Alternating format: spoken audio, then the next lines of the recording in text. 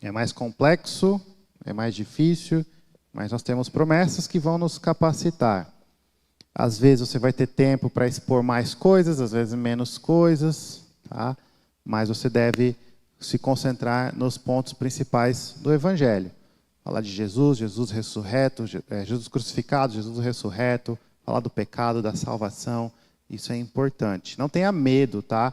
De expor a lei, de expor o pecado e de oferecer a salvação em Cristo. Às vezes a gente deixa a nossa doutrina nos impedir de oferecer a salvação de Cristo. Como eu posso falar para alguém que Jesus quer salvá-lo? Eu não sei se ele é um eleito ou não. Isso é uma grande dificuldade que muitos têm. Aí eu tinha um professor de homilética que ele falava, olha, você deve ser promíscuo na sua oferta de Cristo. Promíscuo é uma palavra feia, né? Mas o que é promíscuo? É oferecer para todo mundo. Oferece Cristo para todo mundo. Toda oportunidade, oferece Cristo. Porque Cristo salva. E aquele que confessa o nome dele, que crê nele, é salvo. Essas são as promessas, essa é a garantia. Então não tenha medo de oferecer Cristo. Não acha que você está oferecendo algo que a pessoa vai se arrepender, e aí vai chegar lá num porteiro, vai procurar o nome dele na lista de eleitos, e não, sinto muito, seu arrependimento foi em vão. Não existe arrependimento em vão. Todo aquele que se arrepende e crê é salvo, porque nós já sabemos que existe o decreto eterno de Deus por trás disso. Então, confia no que Deus fez na eternidade, no que Ele decretou, e vamos pregar o Evangelho com coragem e ousadia. E vamos oferecer Cristo para todo mundo. Arrependa-se e crê. Jesus é a salvação, Jesus é o caminho. Jesus está te dando mais uma oportunidade de arrependimento, tá? Queridos, a gente tem que ter esse discernimento, até mesmo dentro da igreja, tá? Esse aqui é um parênteses. A gente deve evangelizar até mesmo dentro da igreja. Não ache que sermão evangelístico, oportunidade evangelística só existe lá fora. Tem muita gente que não é crente dentro da igreja. Tem presbítero que não é crente. Tem pastor que não é crente.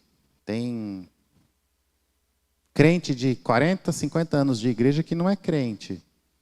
Então, anuncie as verdades de Cristo e pregue o Evangelho. Tá? Esse discernimento, essa sabedoria é algo difícil, mas é algo que Deus nos dá. Então, eu digo que é difícil só para nos mostrar o peso e a grandeza, mas com motivação e de forma positiva. Deus capacita e Deus salva. Está chegando na parte final, então, vamos falar um pouquinho do testemunho. Ninguém perguntou, achei que alguém ia perguntar. Mas e o testemunho? Então, o testemunho não importa? Como eu falei, aquela frase, evangelize como der, se necessário até pregue, ela não é das mais bíblicas. Só que ela tem uma boa intenção, que é chamar os crentes a viver como crente, que é algo importante. Então, qual a função do testemunho no evangelismo? O meu testemunho evangeliza alguém? Essa é a pergunta que a gente faz. É a instrução de Paulo, né, para as mulheres casadas com não crentes, para não criar caso, não criar tumulto, mas submissivamente santificá-los pelo testemunho, sim. Mas então a gente rejeita tudo que eu falei até aqui. Evangelizar não é mais falar, é só viver a verdade do Evangelho. E aí? Às vezes eu planejei exatamente isso. Eu falei, agora eu vou jogar tudo fora e pronto. Não.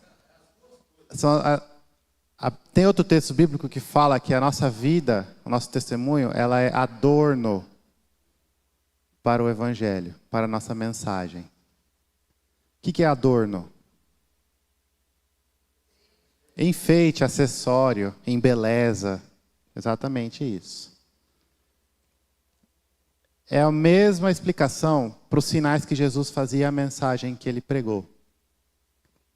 Então eu falei isso ontem. Quando Jesus chegava num lugar que ele nunca pregou, e ele fazia um sinal, qual é a reação das pessoas? Como pode isso acontecer? Como assim? Aonde que está a explicação do porquê daquele sinal?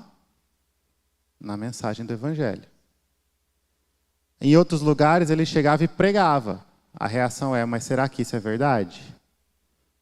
Essa história de só crer e ser salvo, graça, isso é bom demais para ser verdade. Pode isso ser verdade? Sim, veja o que Jesus fez. Veja o poder de Deus. A mesma coisa, o evangelho, o evangelismo e o nosso testemunho. Então a mensagem que a gente prega, ela é confirmada pela vida que a gente vive. Porque o evangelho é uma mensagem maravilhosa, mas ao mesmo tempo é loucura, não é? Como assim? Eu tenho uma dívida e esse mesmo Deus que eu devo, deu o filho dele para pagar a minha dívida. E não tem nada que eu possa fazer.